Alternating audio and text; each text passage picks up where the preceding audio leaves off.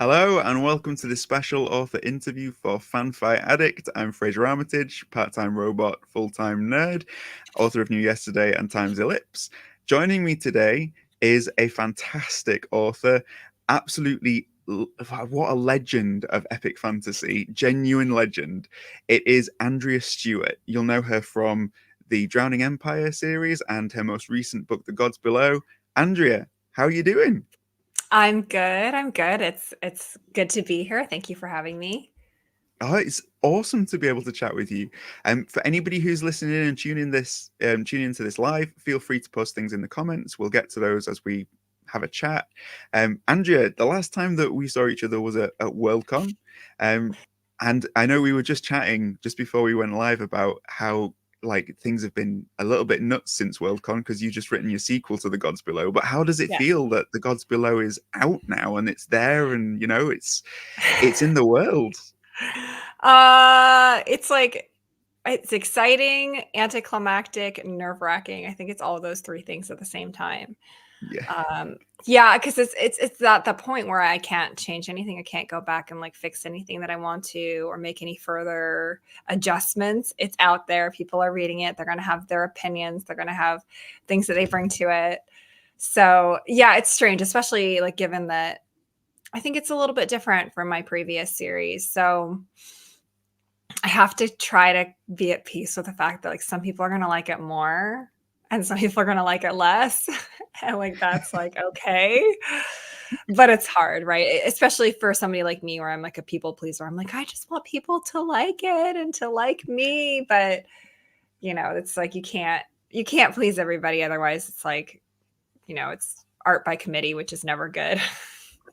Well, I was very pleased by it. I thought it was awesome. It's like and anybody Thank who's you. checked out the review, they'll know that I gave it a 10 out of 10 because I was just like hooked. Like it was brilliant. I got so much I want to ask you about it, but the first thing I actually want to talk to you about is your experience in the launch of it because when The Bunch Our Daughter came out, it was all during COVID, during lockdowns and all of this. So you didn't actually get like in-person launches. This launch is like very different, right? So what's been your experience this time round compared to like your Oh, it was, it was one of those things where I was like, I'm gonna go and do like everything.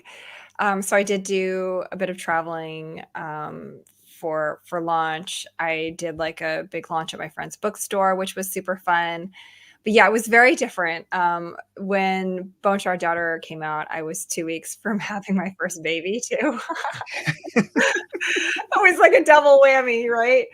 I'm like isolated because of COVID and then isolated because I have a newborn. Um, yeah, when I went to the bookstore to go see my book in the store for Bone Shard Daughter, there was like, I don't know, maybe 3 other people in the store. And I'm like double masked and everything because we didn't really know exactly how things were transmitted back then. Um, yeah, so this one it was like a lot more fun, a lot more exhausting. So it was like fewer online events, more in-person events, which is what I wanted to do. Um, but yeah, like now I'm like, okay, I'm just gonna sit at home for a while. yeah, you're launched out. It's like, yeah, I it's am, yeah. Yeah, yeah, I've had people ask me about events and I'm like, you can ask me in a couple months. Like I'm like not. yeah. Oh, it's great. And you had so much cool stuff with you at Worldcon as well. Like I remember there was like by the time I got to your table, there was like bookmarks and things. There was only Oh these yeah. two. It was like, Oh my god, I have them like right here too. Yeah, I've got like yeah, yeah. yeah, But yeah. we were I saying went a little about nuts. Mull. Oh, go on, Oh, Andrea. Go on. Lane. Yeah, yeah. Sorry, go Yeah. on. No, no, no. Go on. Oh, I was I just cut talking you off. about like I went a little bit nuts with the art and everything because like, I wanted to do a bigger kind of launch. So yeah, I paid a lot of money that was very worth it for this beautiful art that I could put on the bookmarks and the stickers. But it was so fun. I really enjoyed the launch this time. Yeah, it's awesome. We were talking about how Mull doesn't get enough love when I was talking about Oh these bookmarks with you, and I was team. So I was going into the book team Mull all the way, and then there was this like a few different descriptors, and I was saying because I was doing it as a buddy read with somebody, I was saying to them like I feel like me and Mull have got like, you know, the vibe going on. And then she just sent me like a screenshot of like a sentence about how he has really like thin, limp noodle arms, and she's like, "Yes, you are Mullane." So Oh, for the accidental inspiration that spawned this character, it had to have been me, Andrea, and you're welcome. Out of all the characters that are in the Gods Below, is there one that you particularly latch onto? Oh gosh, that's so hard to say. Like, whenever people ask me this kind of thing, I'm like, it's like trying to choose a favorite child, right? Hmm. I feel like I love them all for very different reasons. And they're all disasters. They're terrible disasters, but this is like the whole thing, right? They're learning and changing throughout an entire series of books. So by the end, you know, cross your fingers, knock on wood, they won't be as much disasters, or maybe they will be, who knows. Um, but yeah, that's like, I'd have to say it's probably, I don't know, like maybe Hakara, just because I mean, she's very different from me, but I very much like relate to that, just being unable to give up, and like that like single-minded focus to the detriment of other things, perhaps. So I love this. One of the things I want to talk to you about is how you managed to pull off so many amazing point of views and multi POV writing, because I was like this, I've not read a book that has done it this well in so long, where it's just you're so into every single point of view, and it was brilliant. But oh, before thank we you. delve too deep into the book, I just want to just give everybody who hasn't read it what can they expect from the Gods Below? Okay, so if I'm making kind of like a little bit of a comparison to my last series, The Drowning Empire, I would say like The Drowning Empire is a series that I would give to somebody who has never read fantasy, and I'd be like, it's going to take care of you. You'll be fine. I wouldn't do the same with The Gods Below. It's a little bit, it's definitely darker. It's a bit more complex, given like the history, the magic system, everything that's been going on. If you if you like fantasy, if you've read fantasy before, then I think you'll be okay.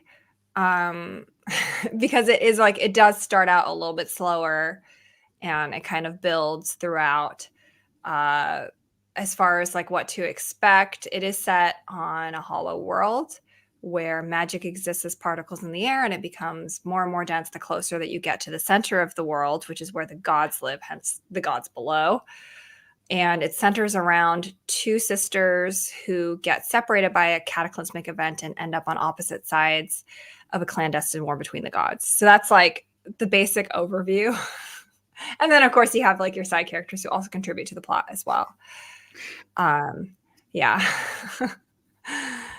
So it's like darker, a little more complex. So it's just that really But sort of simple. Yeah. yeah, but I mean, I do No, still go on, try to keep Andrea. Are we things on a like, delay? Has the delay kicked in? oh, is there a delay? Okay.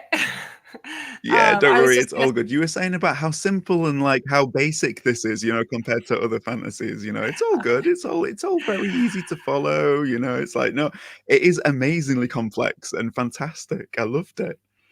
I try to keep it still like fairly accessible. And then uh there's still like moments of levity. Like I feel like no matter what kind of situations people get themselves into, no matter how dark things get, like we all still have a sense of humor about it. So I try to let people keep their sense of humor. Yeah, and it totally pays off because you've got all of these different characters that are approaching it, they're approaching the world from so many different perspectives and points of view, and they kind of riff off of each other in so many ways. And what you set up in one character kind of pays off in another. And I love the way that you did that. How deep into the book did you get before you realized that it was going to be centered on these two sisters? Oh, I knew that from the beginning because I knew I wanted to write about two sisters. And you do find out like more about their relationship in book two. Um, because like, you know, I have a younger sister, and my parents like always were telling me like, you're responsible for her. You got to look out for her. Like if you guys go off together, you got to make sure she's safe. So you know, this is the kind of relationship that they end up in, but to a greater extreme because they're both orphans. And Hakara, the older one, basically ends up taking on a parental role with her younger sister, even though she's still a child herself. So that ends up like creating some fairly interesting relationship dynamics between them, which you'll find out more about, I think, in book 2. But yeah, so I always knew that I wanted it to center around sisters just because I have such a close relationship with my siblings. Um, it does not reflect in any way except like the fact that I'm an older sibling and my sister is the younger one. I like have a little bit of that sense of responsibility for her. It doesn't really reflect our relationship, but I was just thinking, you know, what would things be like for me if I was responsible for her, like actually responsible for her? So. One of the things I was going to ask you, because you're in the back, you talk about how she's a big reader of your books, and that she's one of the first people you send them to. I was going to ask how she felt about sort of reading it. You know, was she like, "Hang on, Andrea, why have you given me horns?" You know, it's like, oh. Well, no, because like the character is very different from her. That's not that's not like my sister at all. So she didn't really comment on that. I just like I know that it is 2 sisters, but it's not like they're not like us. They're not like us at all. No, my sister and I are our relationship is much different. We're more like very close friends. Like, you know, there was that sense when I was very young that I had to look out for her and everything, but it's not. I think it carried over a little bit as we grew older, just like where, you know, when I was looking at her, like going through college and, you know, wanting to provide advice and things like that. But it's not to the same degree at all. And yeah, so we didn't end up in that same kind of relationship dynamic that my characters end up in. There is something that happens with the world that separates these sisters, which is so fundamental to everything. And it is this idea of there's this barrier that separates them, but it's transformative. And I was wondering at what point you came up with that in your world building, because it seems to be so fundamental to everything else. Was that like a starting point, or was it, you know, did you think of the hollow world first, or, you know, at what I point thought of did the all these hollow world ideas... first, and then that came in next because I was thinking about, well, I want there to be this god who's basically said, I will fix things for you, because the mortals on the surface of the world have kind of messed things up a little bit. And they've made this pact with this god who said, I will fix the surface world for you so that you can live on it again, but there are costs. And then when I started thinking about, like, logically, given the world, the way the magic works, what would he do next? So that's when I was like, well, he's got to separate the world into different realms that are just like cut off from one another, because he can't change the whole world at once. He does not have that much power. So he's got to accumulate power over time and then, like, quote unquote, restore each of these realms at a time. So that's what he's basically been doing. And that's kind of like how I treat world building. I usually have like a couple of core concepts. Like, one, it's a hollow world. Two, there's magic that exists as particles, and then it becomes more and more dense toward the center. And then from there, like, what logically follows? Like, how do the characters then react to this? Like, how do they treat it? How do they use it? Because the thing is, like, I think when you think about these fundamental elements of world building, of magic, they can contribute a lot towards the plot and also character development. But this is another reason why when people ask, like, what do you think about first, or what do you do first? I'm like, oh, it's like a chicken and the egg kind of thing. Like, I think of like a few different things at the same time and kind of grow them together. Like, you know, you see those trees that are intertwined. It's kind of like that, I would say, and they all kind of support one another and work together. How do you know when you've got enough trees for the plot? Like, are there things that I ideas that you don't. had for the... Is there, like, have you had ideas about the world that you've had to sort of like like pull back on and say, right, okay, no, I can't use that idea because I've got these ones work together, but this one doesn't? Like, how much of that is you filtering ideas, or is it just that you get these ideas, you put them together, and it always seems just to grow? As far as the world building, it seems to work out. As far as plotting goes, it's more the other way, where because the thing is, like, I think it's funny because I find that it's less about trying to think about what you're doing next to come up with a plot, and more about narrowing possibilities down, because there's so many different directions your characters can go and so many different things they can do, especially in epic fantasy where there's an entire world out there. So I end up pruning a lot in that process, which is why I end up like starting a book and then stopping and realizing that, oh, I have chosen the wrong possibility for their character development or for the plot. So I need to go back and choose a different one that makes more sense. So that's where I end up doing that pruning. But for the world building itself, it usually comes together pretty well, just because I very carefully move from like just a couple of core concepts and then like just what would they logically do from there? How would this civilization grow? Like how would they act upon these things? Yeah, so I wish it worked that way for the plot. So maybe someday I'll stop throwing out a bunch of words. Well, but the words that you've kept are all perfect, so don't worry about the ones that you had to throw away. Thank you. Yeah. I hope so. I hope it's worked out for book 2 as well. We'll see what my editor says. Oh, I have confidence in it, Andrea. I think it'll be great. In terms of the techniques, because we're talking about like techniques and that kind of thing, one of my favorite ones that you talked about before is how you choreograph the fight scenes and you use little like people to do that. Because of a lot of these fight scenes having to take place in one breath, was it different this time around to try and figure out, right, okay, how much time has the person got? What have they got here? Well, I mean, I did do the same thing. It's like, okay, well, this person, they're over here now. And then like, how much could she reasonably complete with one breath, given that she is extremely skilled at holding her breath? She's got that adrenaline and everything. And then it's like, okay, well, now she's got to take a breath. So I need to have my Arbor character there to protect her. And while that's going on, how are the other characters dealing with so it is that like top down, like you're playing D&D kind of thing. And that's like how I end up choreographing the fights. Usually like I'll write something that's like that. I'll write a rough draft, just very loose, and I'll go back and realize that like I have no idea where the characters are, what exactly they're doing.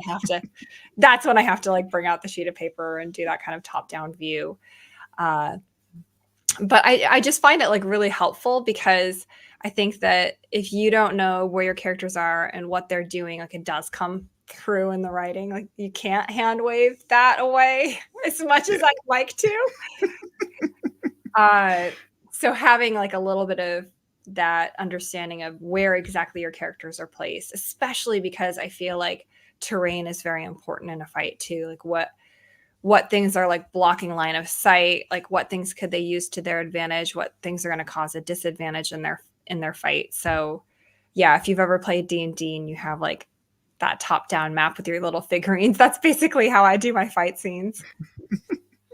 Yeah, it's great. And it's because the thing that I was thinking about is because it adds an extra layer as a reader, because normally when you're reading fight scenes, you're reading through the idea of, okay, I wouldn't be able to do this, but would the character? But with this, it's kind of like, oh, okay, if I'm reading this, am I going to hold my breath and see how far I get down the page? Or like, it added that whole extra thing of like, but what was great is that at no point did you feel like it was unrealistic that this character was doing it. So yeah, hat off to you for that, because it was very, very cleverly done. I fortunately, like I did have experience holding my breath because I used to swim competitively. So, I know that you can exert yourself quite a lot and hold your breath for quite a long time, but there is a limit. And then when you hit that limit, like it really slows you down. So there's like a little bit of a balance there as well.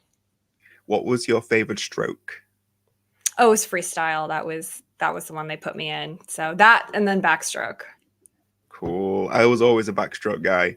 always prefer to be on my back than have my face in the water. Like that was for me was great. It's harder for the turns though Yeah. sometimes. Like you gotta know when to turn around. I was always the guy that would start going straight, go off at an angle, and then be going, "Oh, sorry," when you're bumping into people, not Oh. realizing it. I was that guy. Yeah. Um, in terms of the way that you've sort of written the characters within the world, um, you switch around with first and third person. Uh, is that something that you started with an idea that you were going to do that, or is that something that organically happened as you were drafting? Yeah, I mean, I did the same thing in The Bone Shard Daughter just because I felt like I wanted to show these are the two main characters that everything else is kind of revolving around. And I did that here as well with the two sisters because I feel like the whole plot basically revolves around them. And the other characters are kind of like orbiting, coming in their orbit, leaving their orbit. I don't know if I'll do it again. I mean, I mean, part of it is to just like on a very simplistic level. I like to write first person. I like to write third person. So I'm very much like, why not both? Yeah. So, Oh, I loved it. As a reader, I loved it. But I'm thinking as a writer, I would struggle to make the switch. Like if I'm writing one scene and then I finish it and then I write another scene for someone else, I would struggle to go from the I to the theys oh, and the I do sometimes. Sometimes like I just lose track and then I'm suddenly in the wrong kind of perspective. But I honestly don't feel like first and third are too different, like, especially if you're writing a very close third person. You can get very deep into somebody's thoughts and the way that they're reacting to things. But because they're actually like not that different, that's like how I end up like writing a couple paragraphs in third person that are supposed to be in first person. And then I look over and I'm like, oh God, what have I done? So I have to go back and fix it. Um, but it doesn't happen too often, thankfully. would you ever try second? Oh, I'd have to have a really good reason for it. Like I just like yeah, I mean, I feel like it can be very off-putting for people. I feel like the more out there whatever it is that you're doing, the better of a reason that you have to have for doing it, and the better you have to be as a writer to pull it off well so that maybe people don't even notice it or they're just like, okay, this is just so interesting though, I'm along for the ride. I don't know Yeah. if I'd ever write in second person. It would be such an interesting experiment. I know so many writers that have toyed with it and they kind of either get the bug for it or they think I'm never doing that again. It's like, but yeah, I'd love to read an Andrea Stewart second person book. I'm just throwing it I'd out have there. to have a good reason. See, like Yeah. N.K. Jemison's fifth season, I thought that was a very good reason. For me, it really worked, but I do know some people that bounced off of it because of that. Dragonfall by L.R. Lamb also has like second person, which I thought worked very well as well, but there's also a specific reason for it. So, I think like if you're doing something that is off the beaten path like that, you really do have to have a specific reason. You can't be doing it just because you want to try it. You have to Yeah. have some underlying reason that contributes to the story because otherwise it's just going to be taking away from it. And do you feel that that applies to an awful lot of things, not just about sort of like perspectives, but also Oh like yes, an awful like lot of techniques? Yeah. everything. Like so I do like writing coaching with the novelry, and then they always say like tools, not rules, which I'm like, yeah, it's very true. Like there's people have these things that they say are rules for writing, and I don't really believe in that. You can do anything that you want. However, the more off the beaten path that you go, the more unusual it's going to appear, and the more likely it is that it's going to pull your reader out of the story. So you have to be very careful, and you have to understand like why you're breaking that rule. So Hmm. you have to understand like why it's there in the first place. Like why would people say don't do second person? Um, why do people say show don't tell? Like, and then if you're going the opposite direction, understand exactly what that's doing and why you're doing it and do it well. And if you do those things, you can do like anything that you want. You just have to be careful about it and deliberate about it. Like don't go breaking rules willy-nilly just because you think that it's silly for there to be rules. They do it with deliberate intent, and that's when it's more likely to actually work. Yeah, because it's going to satisfy the reader. Like if they can see why it's there, it's going Right. to land so much better with them than just, oh, have they just done it for the sake of it? It's like CGI. Like you see glossy CGI and you think, oh, okay, yeah, that looks nice, but what is it actually doing? Is it actually hitting me? Is it, or do you just get kind of blind to it after a bit? Whereas Right. if you do it to enhance an emotional beat, sorted, right? And Yeah. yeah. Um, I want to bring in just Spencer because Spencer's dropped into the chat to say hi.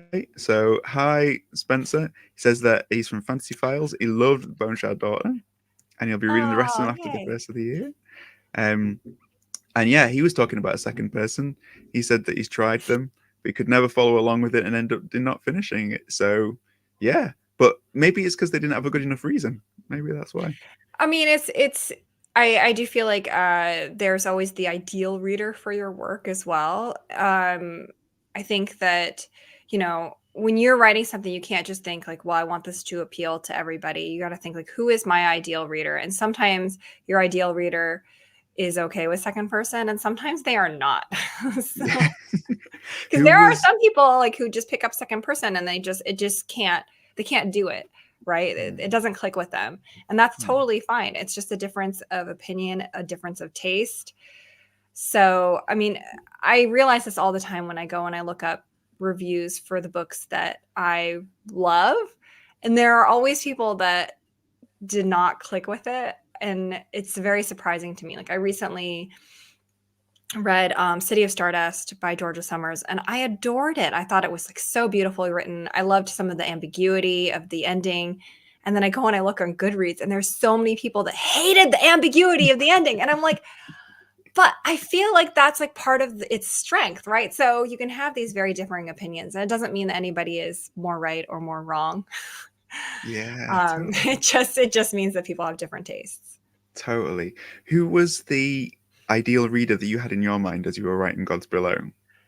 Well, I mean, I think a lot of the times when you're writing something and you're thinking about your ideal reader, it's usually somebody that enjoys the same things you do, because you're not going to write about stuff that you don't enjoy, or if you do, it's probably not going to be as good. So, I was thinking about, okay, well, I wanted to write something, I wanted to push a little bit more. I wanted to write something a little bit darker, a little bit more complex. So my ideal reader for that is somebody that has read some fantasy before. Like I feel like you could read Bone Shard Daughter and then maybe go into Gods Below and feel okay, but you need that like introduction of like, hey, things are going to get weird here. There's going to be some like complex magic stuff and some things about the world that you're going to uncover as you go along. But yeah, somebody that could have a little bit of patience with the beginning, and then also just somebody that enjoys seeing multiple perspectives, that enjoys like a vast world, a vast history that's associated with that world, and likes to kind of guess about where things are going and what's going to be uncovered. That would be my ideal reader, I think. Yeah, it was basically me is what you're describing.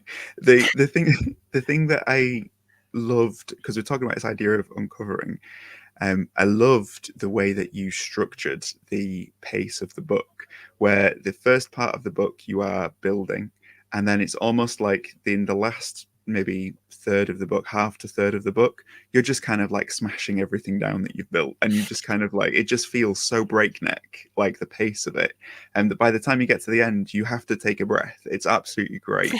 Um, was that all intentional? Was the structure, how much work went into structuring, especially with like the multi POV side of things? Oh my gosh, it's so much. So, like pacing is a thing I think about a lot.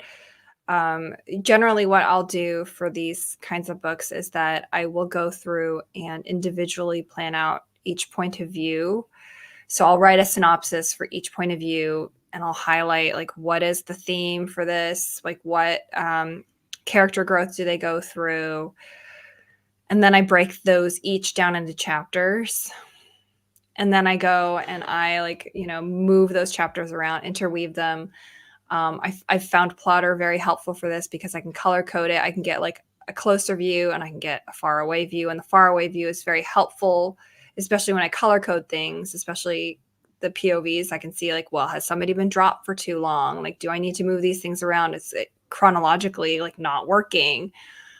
Because I think that when you have multi POVs like that, you have to be very, and when you have multi POVs that are all having their own arc, you have to be very careful about that rising and falling action, because if somebody's storyline wraps up, you know, maybe like 2/3 of the way through, then it's going to just feel like kind of pointless that they were like, the rest of their storyline is just going to feel kind of pointless. You have to make sure that it's all like wrapping up around the same time and that you have that paced correctly. So some of the characters still have more chapters, their storylines are more like a novella, and others it's like more like a short story. And then I've got to kind of make sure they're all woven together. I will say that every single time I've handed it into my editor, though, there has been something like chronologically that I've missed that I've had to go back and fix in edits. So yeah, as hard as I try to get it down the first time, it's like it's always a struggle. This is why I'm like, after this series, I'm gonna just write a couple of standalones. Like, it's just like a single point of view standalones. Yeah, but you're so good at the multi POV. This is it, Andrea. You've made a rod for your back, because I was reading it and I was like, how has she done this? Because I like juggling that many, like, because I totally get sort of like 2 or 3 POVs, how you can make them feel like so that they all tie in together, but you've got like 5, like, you know, all on one hand. Look there, that's that you got the full hand's worth of POVs. One of them is quite short, so I'm like, like, do I count that one? I don't know. You can count Team Mole, come on. So yeah, but yeah, as far as it goes, they all fuse together into this whole, and you don't feel like any of them are underserved. You don't feel like any of them have been done too much. You feel like they're all intriguing. You feel like they're all, and I was just like, how do you sustain that over so many POVs and have that in the heads of the reader? Because as a reader, it's so luscious, but like, do you get some kind of sense of what the reader's experiencing after you finish it, or as you're writing it, or do you just have to trust that it's going to be all right? Well, after I finish writing, I have like no idea. It's not till I take a little bit of a break and I do a read through that I can kind of get a sense for what the reader experience is, because it's funny. I actually I don't generally take too long of a break because my mind is like a sieve. I forget what I've written very quickly, so I can go back and have that reader experience fairly quickly. But yeah, it was funny because I was reading back like the first book when I was doing my read through, and there was a point at which like the characters got themselves into quite a jam. And I was like, I did not remember how they got out. So I was like very excitedly reading, like, oh, like what? Well, how do they get out of this?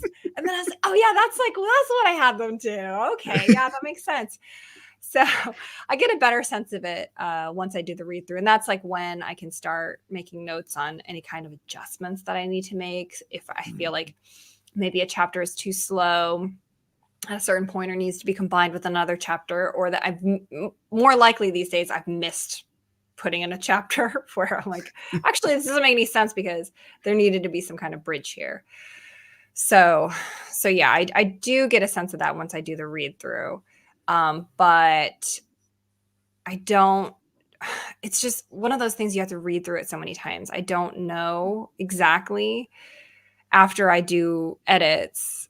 And by the time I get to proofing, I've seen it so many times. I have no idea like what the reader experience of the final product is. I just don't. But and this is, I guess, where sort of now it's out in the world and you're getting the feedback on it and you're getting the reviews that you're actually starting to see, did I pull it off or not? But yeah, as far as this reader goes, you got one very, very happy reader here. Oh, that's so good to hear. Yeah, I mean, I do go and read reviews. It's just terrible. I shouldn't. I mean, just in the beginning, just because I want to get like an idea of how things are like being received. And some of the stuff I'm like, okay, well, clearly we've got 2 very different opinions. That's fine. That was like, I was never going to write the book that you had wanted to read at that time. But sometimes like I'll read stuff that I'm like, it really hits at my insecurities, like the things that I was worried about when I was writing. And those are the ones I'm like, oh, it's like a dagger to the heart. But I still find it useful because then it kind of verifies some of the things that I was like, okay, these are the things that I'll need to work on in the next book. So Have you found yeah. that process helpful this time around as you've been working on book two? Have you been sort of aware of some of the like things that you've read about book one that other people have enjoyed and thought, Yes, oh, I'll do yes, more of this? And it's been really helpful. Just because I've always been keeping it in the back of my mind. And like I said, like the things that they enjoyed, yes, and also the things that I'm like, okay, well, I want to have more of this in book two, and my instincts on book one were correct. There's I always say like I'm very happy with what I hand in. I'm always happy with a book that I turn in, but I'm never satisfied. Uh, which I don't think is terrible, right? Because if you always want to improve, you always think you can do better, then you're never going to be 100% satisfied. But I can be happy with it. yeah, I think that's a really nice place to get to as well. When you're happy with your own book, I think that's a really good. It's a really nice stage. The thing that stands out to me when I think of The Gods Below and I think of my experience of reading it, I know I've talked to you about this before, but feels is the word that comes to mind, because I mean I don't generally cry at books. There's very few books that have made me weep. This is one of them. Um, Oh. your what's your experience writing a book like that? What do you go through? Oh, I do. I'll sit there and like because I feel like it's kind of like I feel like writing a book is oftentimes a little bit like method acting because especially when I'm switching between different characters who all have very different experiences and different backgrounds. Like each one, I'm trying to just really get into their head and understand what they're thinking and feeling.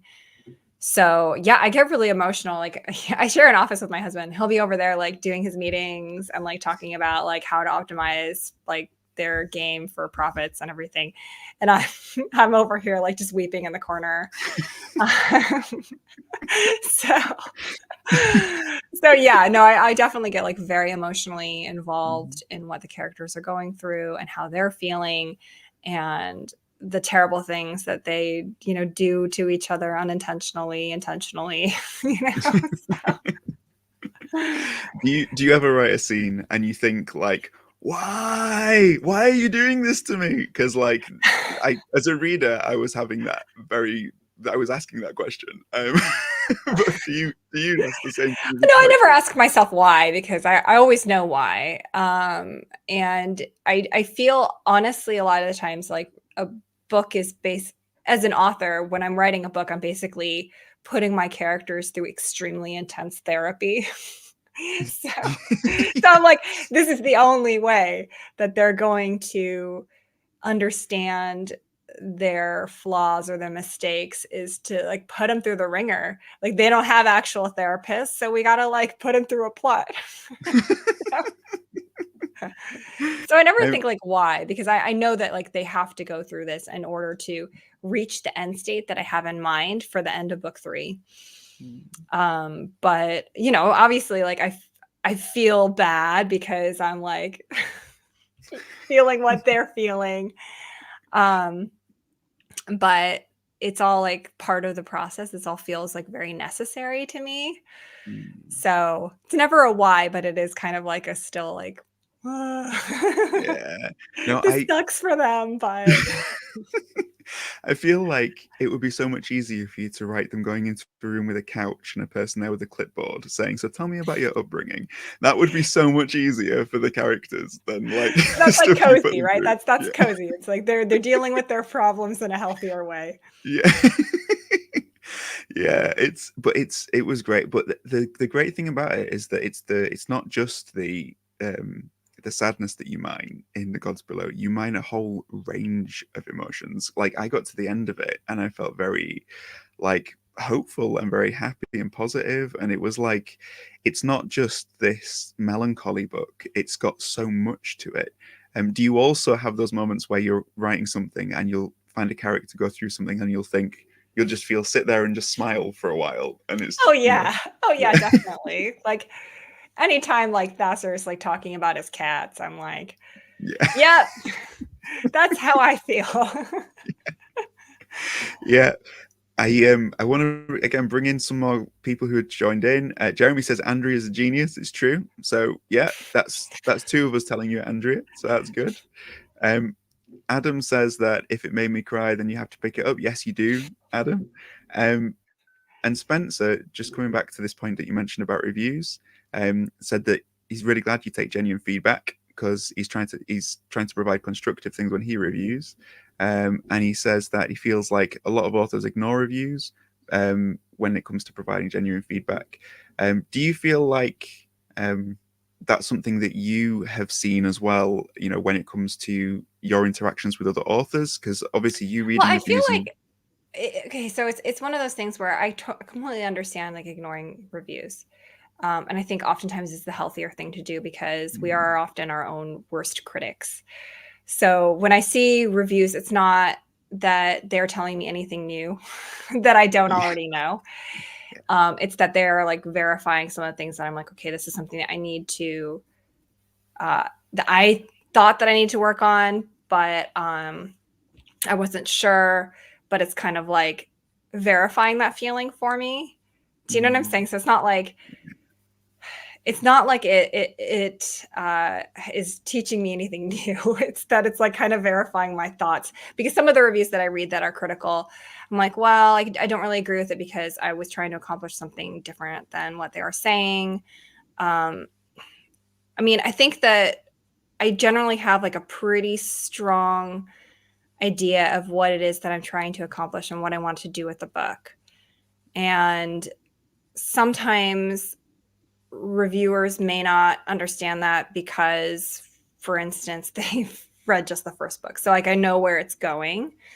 So yeah, it's for me, it's just more of like a verification tool, which is why I don't feel the need to read all the reviews. Like oftentimes, like I'll just read a couple, and then if it is basically agreeing with like what I was worried about, then I'm like, okay, so I wasn't worrying about that for nothing.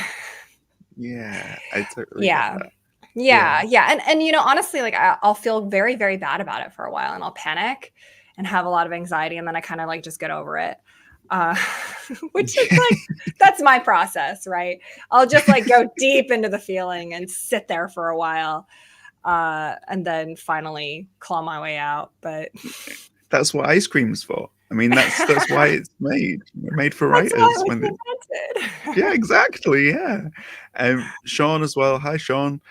He says that The Boneshad Daughter was the first book he ever reviewed, and he can't wait to read The Gods Below. Sean, you've got to go pick up a copy. It's awesome. Your cover, Andrea, because I got this copy here. So this is the cover. You got the two snakes competing over the golden gem.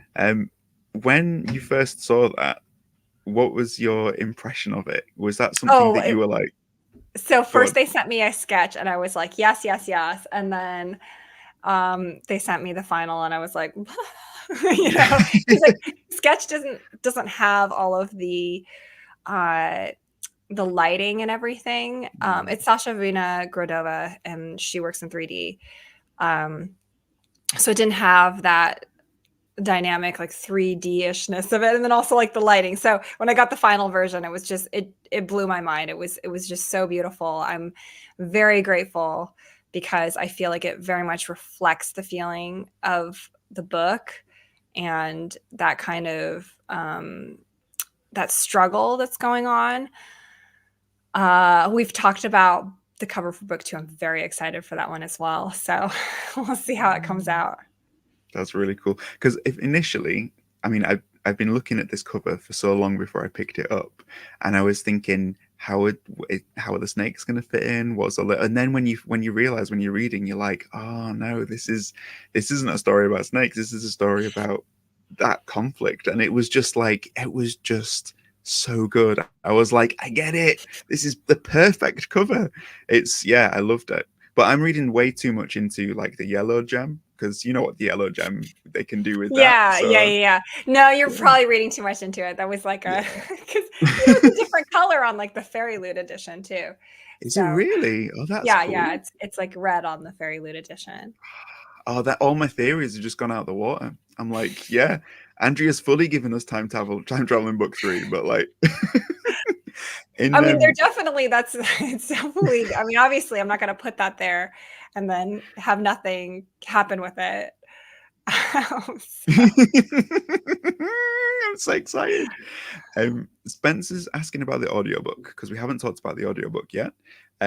He says that it's narrated by multiple voice actors. How was that experience?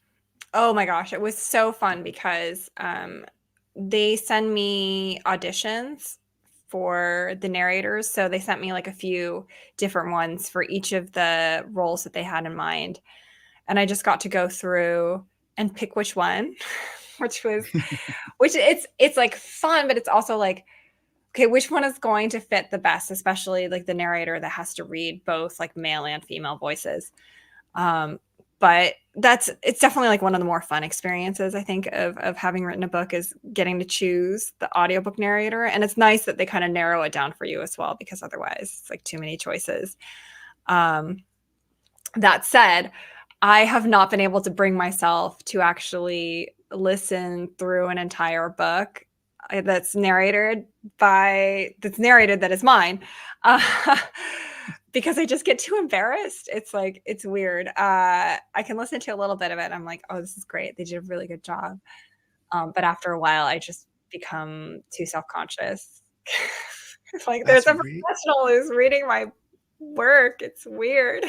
that's really interesting. That's really yeah. I because I imagine like it's kind of are you listening to it from the idea of oh okay they've read it like this or oh okay they've brought this aspect of the character out or Yeah, it's like the intonation of it, mostly, like, the person who's reading Hakara, I'm like, "Who has the right kinda intonation here? Who fits that character's personality really well?" And then same with Rasha, like, who sounds the most like her? Who can bring across that, like, toughness, but extreme vulnerability? So yeah, it was a lot of that.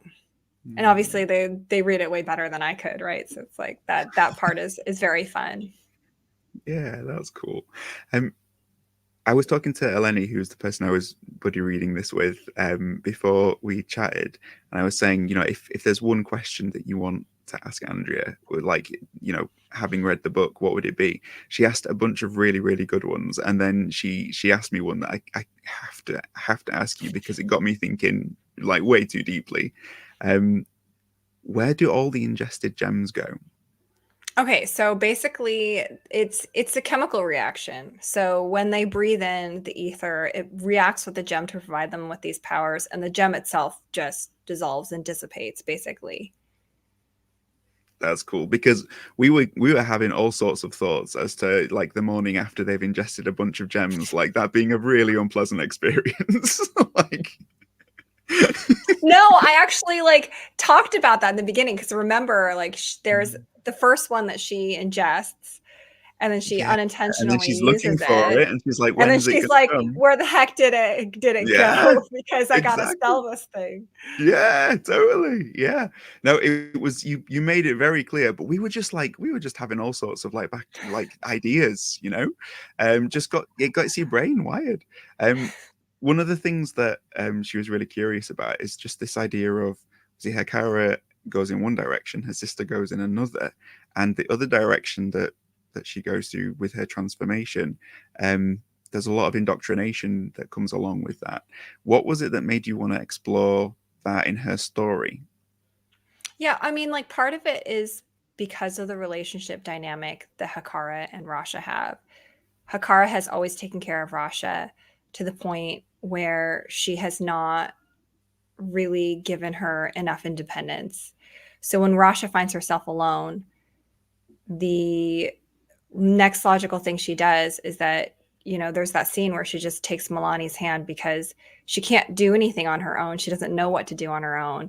So basically, she just trades in Hakara for somebody else who says they're going to take care of her. And like that's how she kind of like falls into this basically like a cult. It's because like she's never really had that opportunity to explore her independence. So for her, it's like a very natural, logical conclusion to go that way. And obviously, like Hakara is very different. Like she's not the one that has been taken care of. She's been the one that's always responsible for her. So she goes in this completely different direction where the only thing that she can think of, the only thing that she can do is try to find her sister again, because they basically defined their identities around one another in ways that are like personally harmful to themselves. So, you know, like the whole series, like they're kind of like working through that while like understanding like how they feel about one another. So that's like, so I you get like a lot more about their background in book 2. I mean, part of it is like you don't get a lot of that in book 1 because they are so focused on other things. Like Hakara is just single-mindedly focused on getting her sister back without ever considering what, like where things went wrong or like why her sister is in this situation. And then her sister's just like fallen into this cult where she's basically replaced everything that Hakara has stood for with this god and these god killers. And she's like trying to find her independence, but in a very like harmful, self-harmful way. So yeah, so it's like, it was very intentional to do that. And also like, it's nice on a world sense because you kind of get both views. You get the people that are fighting against the god, and then you get the people who are like worshiping him. So yeah, it's brilliant. It's, and again, feeding into that whole cover conflict is great. I want to talk about the transformational aspects of it, because you've got all of these different. So when the barrier comes, and you know you pass through the barrier, this restoration that happens leads to people being transformed in one way or another if they survive. If you were to pass through the barrier and you didn't have any kind of filters and you were to walk out on the other side, what is there a particular type of transformation that you would hope to have? That oh god, I'd want wings, obviously. Yeah. That's like the best one. A wings that I could actually fly with, because not all of them. Some of them just have like you know, Bootsy's just got like tiny little vestigial wings that are he's like they're really powerful, but they're very small. Because writing a character who can just take off and fly, like it's just great. Did you, when you were writing Frasier and his cats, is a little bit of that sort of like wish fulfillment in terms of like just wishing you could just take off and yeah? Isn't like all fantasy like a wish or another? I mean, okay, maybe it's not, but for me, like definitely I always have aspects of wish fulfillment. Like, yeah, like it would be amazing to have wings and be able to fly around and be super powerful and have like a herd of feral cats. Like, of course. Yeah, totally. Do you feel like you were able to bring more of that? You know, like we've got the Blanchard Door and you've got all of these books, and now you're writing a new series. Did you feel like you were able to put more of that kind of thing into the second series, because you've already established yourself in fantasy? So did you feel like a little bit more free this time to go like, do you know what, I want this type of character, I'm going to have this type of character? I don't know if I felt more free so much as like it was just I wanted to move in that direction. I don't know, like I feel like it was something that I wanted to read, and like I said, my ideal reader is somebody that likes to read the things that I like to read. So. That's really cool. What can you tell us about book 2? Can you tell us anything yet?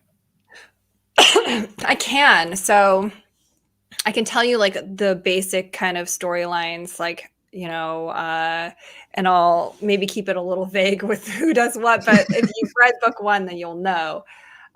So one character goes and investigates the alleged, she investigates like why her father was executed, because he allegedly embezzled funds. And in book 1, she's thinking about it, but in book 2, she realizes she's been asking the wrong questions. Another character infiltrates a den in search of like a buried tomb, which supposedly has some information that they would like to have. Another one crosses the sea to another continent in search of a god that they're chasing down. And let me see. Oh, another one. Like, what is? Oh, like, one of them is having a crisis of faith and starts like investigating some discrepancies in information that she's been receiving. And then the last storyline is, again, it's another storyline in the past. It's a different character. So you'll kind of get to see a little bit more about how things became the way that they are. So my structure for it is like, in book one, we get a past view from one of the characters, and you see like, well, this is what happened. This is like what the world has become. And then in book two, we go further back in the past with a different character. And then in book three, we go even further back. So it's kind of like deconstructing how they got to where they are. So that's like my whole plan. That's really cool. I love the sound of all of that. The character who is questioning about their dad and all of this stuff that you mentioned first, we haven't talked about that character yet, but I love that character. Oh, yay! There's so much. Yeah, go on.